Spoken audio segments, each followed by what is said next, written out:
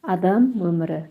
Дүниені тегіс жаратып болған соң, жер мен көкті жаратушы адамды, басқа мақұлықты өзінің алдына шақырыпты.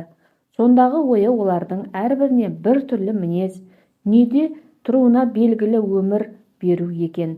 Ең алдымен барған адам екен, оған айтыпты: сен адам, жаратушылардың ішінде сенің түр сипатың артық, саған сөйлеуге сөз, ойлауға ақыл бердім депті. Басқа мақұлықтардың бәрі сенен төмен болып, олардың бәрі сенің әміріңде болады.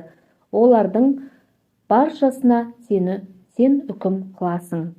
Қырдағы шөп, ағаштардың жемісі, кілегей, теңіз, таулар, қияндар бәрі саған қарайды, дейді. Және өзің жер үстінде 30 жыл өмір сүресің, депті. Сонда адам бұған разы болмай, бір жағынан бұрылып кетіп, өзіне өзі айтыпты: егер мен дүниенің патшасы болсам, маған бар дүниеде жоқ сипат тиісті болса, бір 30 жыл өмір сүргеннің не пайдасы бар, деп кейбір көп өмір алған хайуандарды көре алмай қарап тұрыпты. Сонда кезек есекке келіпті. Есек айтты: сен жазаны көп көріп, мехнатты көп шегесің. Сен ылғи ауыр жүк тасып, таяқтан әбден өлгенше шаршап болдырып жүресің. Тыныштығың аз болып, жейтін жемің дәмсіз, ішетін суың лай болар. Сондықтан сенің өмірің 50 жыл болсын, дейді. Есек тізесінен жығылып, басын жерге ұрып тұрып: егер мен дүниеде сонша азаппен жүретін болғанда, менің өмірімді 20 жылдай азайтса тәуір болар еді, дейді. Сол уақытта адам жақындап тәуір болар еді, дейді. Сол уақытта есек тастап тұрған 20 жасын маған қосыңыз, дейді адам. Онысы қабыл алынады. Одан кейін кезек итке келеді. Итке айтады: сенің міндетті жұмысың үй күзету, нәрселерге көз болу. Жат біреу келсе, сен үруге міндеттісің, және көлеңкеде жатып, өзің сүйек кеміретін боларсың. Сенің жасың 40 жыл, депті. Ит сонда бас ұрып арыз қылыпты: егер мен дүниеде сондай қорлықпен тұрып, адамның үйін, мүлкін күзетіп, сүйек кеміріп күнелтетін болғанымда, менің жасымды 20 жылдай азайтса жақсы болар еді, депті. Ол уақытта адам қайта келіп сұрай бастайды: иттің алмай тұрған 20 жасын маған қосыңыз, деп. Ол арыз да қабыл алынады.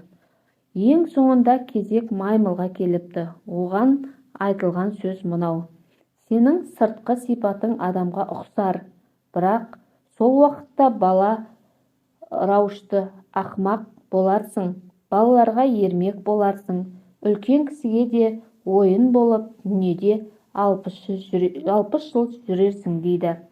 Маймыл сорлы тізесінен тұра қалып арыз қылады: егер мен тек сыртым адамға ұқсап, өзім ақымақ, балаларға ермек қана болсам, менің жасымды 30 жылдай қысқартса тәуір болар еді, деп тұрғанда, бір жағынан адам тағы жетіп келіп: сол маймылдың тастайтын деп тұрған 30 жасын маған беріңіз, дейді. Бұл жолы да ерінбей жүрген адамның арызы қабыл болады. Сонан соң барша мақұлықтар өз жұмыстарын біліп, бет-бетімен тарапты. Сонда адам да барып, өзіне әуел берген 30 жылдың ішіне жақсы дәуірін сүріп, еш уайымсыз жас жігіт болып тұрыпты. Одан соң 30-дан асып 50-ге шейін ауыр жұмыстарды істеп, көп мехнатпен жүріпті. Тіршілік қылуға әртүрлі шаруа қылып, көп қиналыпты. Бұл қиналған 20 жасты баяғы есектен алған 20 жыл екен. Одан соң адам 50-ден аса, енді 70 жасына шейін өзінің үй ішіндегі оны-мұныларын көздейді, күзетеді.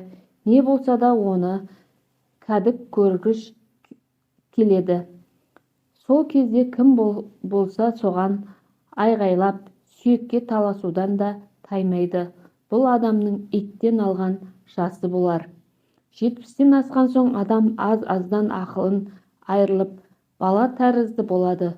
Ол осы уақытта белі бүкейіп, денесі иіліп те кетеді. Балаларға әңгіме, ермек, ойын болады.